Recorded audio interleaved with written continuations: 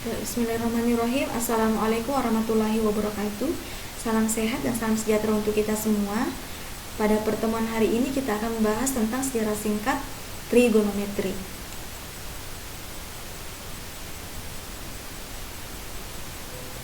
Kalau kita melihat dari tinjauan historis, bisa dikatakan bahwa istilah trigonometri ini sebenarnya baru dicetuskan sekitar abad ke-15.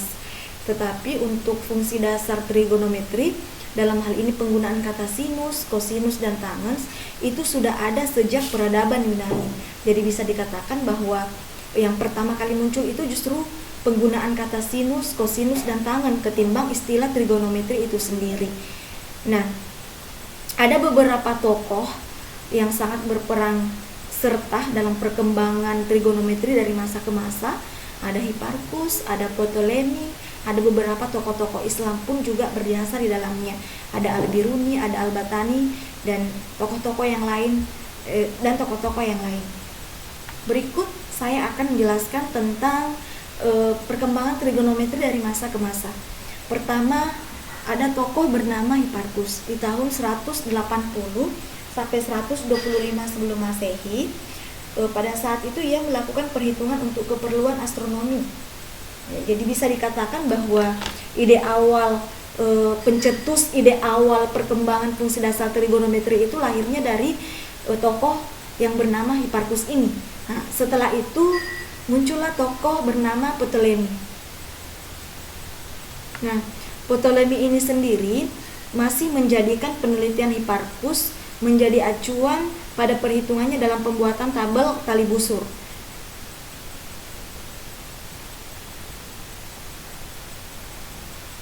Setelah periode Hipparchus dan Ptolemy, kita lanjut pada perkembangan fungsi dasar trigonometri pada masa India atau abad pertengahan India di tahun 320 sampai 550 Masehi. Nah, dari sini muncul istilah sinus dan kosinus. Hanya saja pada abad pertengahan India ini, istilah sinus dan kosinus itu masih dalam bahasa India. Jia untuk menyatakan sinus dan kotijia untuk menyatakan kosinus. Lanjut periode keempat, di periode Islam sekitar tahun 700 sampai 1300 Masehi, bisa dikatakan bahwa perkembangan trigonometri pada periode Islam ini sangat berkembang dengan pesat. Kemudian di periode ini juga banyak ilmuwan matematika yang terlahir. Banyak ilmuwan matematika atau tokoh matematikawan yang terlahir pada masa Islam ini. Dimulai oleh Ahmad Ibnu Abdullah di tahun 770 sampai 870 Masehi. Ahmad Ibnu Abdullah ini yang kemudian menjadi penemu tangens, kotangens, seken, koseken yang merupakan hasil perkembangan dari buku Al-Majaz karya Ptolemy. Lanjut tokoh Islam kedua adalah Al-Batani di tahun 855 sampai 929 Masehi. Al-Batani ini sendiri menjelaskan bahwa komplemen dari sin dan cos, komplemen dari sinus itu sendiri adalah cos. Namun penemuan ini juga belum menjelaskan lebih jauh tentang sin dan cos dengan sudut yang lebih besar dari 90 derajat dan juga belum digunakan untuk sudut negatif. Kemudian tokoh ketiga adalah Al-Biruni di tahun 973 sampai 1055 Masehi. Al-Biruni ini menggunakan konsep bayangan dalam menjelaskan kaitannya antara seken dengan sinus. Sehingga dari konsep yang dari penelitian dari Al-Biruni ini sendiri ditemukan fungsi koseken, tangen, dan kotangen. Fungsi ini kemudian menghasilkan konsep segitiga sebangun.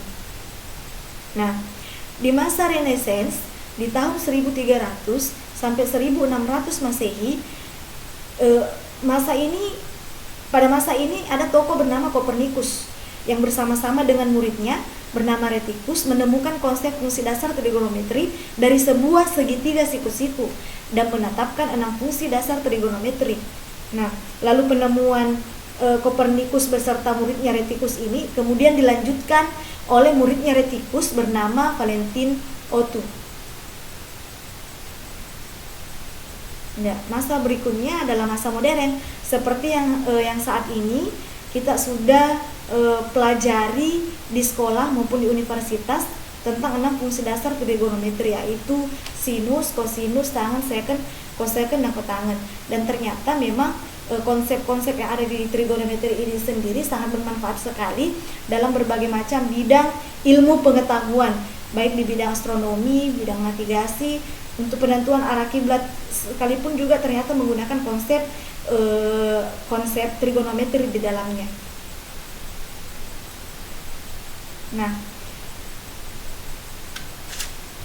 Nah, lalu apa itu trigonometri?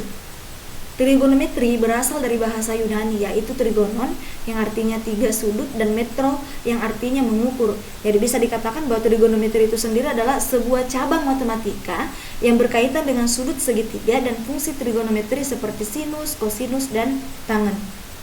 Nah, lalu apa sesungguhnya manfaat dari trigonometri itu sendiri?